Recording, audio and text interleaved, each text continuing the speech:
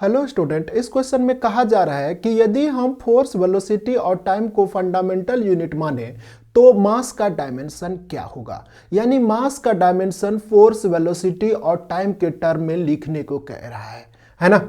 तो चलो हम लोग निकालते हैं मास का डायमेंशन। सपोज करो मास का डायमेंशन फोर्स, वेलोसिटी और टाइम के टर्म में ये है, फोर्स की पावर a, वेलोसिटी की पावर b और टाइम की पावर c, है ना। तो इसमें अगर ए बी सी का एग्जैक्ट वैल्यू मालूम हो जाए तो हमारा मास का डायमेंशन निकल आएगा। तो चलो हम लोग करते हैं। तो सबसे पहले लेफ्ट साइड डायमेंशन बताओ, मास का एक्चुअल डायमेंशन क्या होता है। तो m की पावर 1, l की पावर 0 और t की पावर 0 होता है ना, मास का डायमेंशन। और उसी तरह से आपका राइट साइड में फोर्स का डायमेंशन क्या होता है, m/l(t-2) और फोर्स पे पावर क्या है, ए, तो पूरे पे पावर ए दे दिया। उसी तरह से वेलोसिटी का डायमेंशन होता है Lt-1 और वेलोसिटी पे पावर b है तो b लगा दी। उसी तरह से टाइम का होता है t और यहाँ पे पावर c है तो हमने लगा दिया।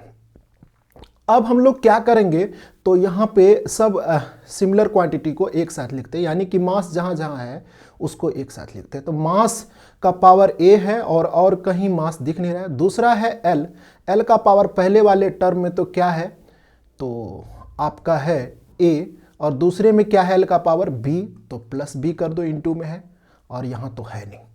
अब t का हम लोग पावर क्या देखते हैं, तीनों में है t यहाँ पे, तो यहाँ पे क्या हो जाएगा, फर्स्ट में -2a और दूसरे में -b हो जाएगा, है ना। सबको जोड़ते जा रहे हैं, इंटू में प्लस कर दो c। अब मास का पावर दोनों साइड जो भी है इक्वल करेंगे, फिर लेंथ का पावर दोनों साइड जो भी है उसको इक्वल करेंगे, और उसी तरह से टाइम का पावर लेफ्ट और राइट साइड का इक्वल करेंगे। तो पहला जो मास का पावर इक्वल करोगे दोनों साइड, तो मास का पावर क्या होगा, मास का पावर a है और इधर लेफ्ट साइड में क्या है, मास का पावर 1, तो यानी कि a की वैल्यू 1 आ गया, है ना। तो ये आसानी से निकल आया। अब हम l का पावर इक्वल करेंगे दोनों साइड, तो a प्लस b है और इधर क्या है, लेफ्ट साइड l का पावर 0 है, यानी कि आपका b क्या हो गया, -a, और a की वैल्यू 1 निकाल रखे हो तो b क्या हो गया, -1। और उसी तरह से लास्ट जो है वो है t का पावर हम क्या करेंगे, -2a -b और प्लस c, और ये क्या होना चाहिए, t का पावर लेफ्ट साइड में 0 है तो इसको 0 कर दो।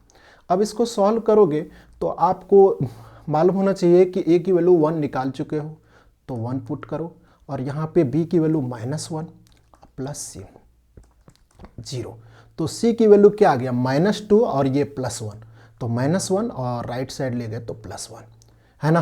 तो a का वैल्यू और b का वैल्यू और c का वैल्यू हमारा निकल गया। तो अब आप इसको लिख सकते हो, मास का डायमेंशन a b c की वैल्यू पुट करके जो आप इक्वेशन ये निकाले थे, है ना। तो इसमें क्या आ गया, फोर्स का पावर a था तो f का पावर 1 लिखो या ना लिखो, 1 लिखने की जरूरत भी नहीं होती है।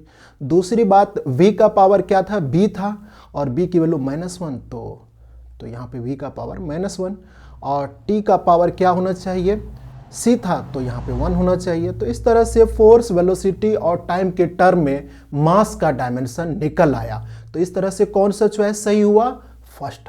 और इस तरह के क्वेश्चन नीट में रेगुलरली पूछा जाता है, तो इस कॉन्सेप्ट को आप अच्छे से क्लियर कर लेना। मैं एक फंडामेंटल तरीके से सॉल्व किया हूं और इस तरह के क्वेश्चन को ऐसे ही सॉल्व करना है। आशा कर रहा हूं कि आपको ये हमारा सॉल्यूशन समझ में आ गया होगा। Thank you.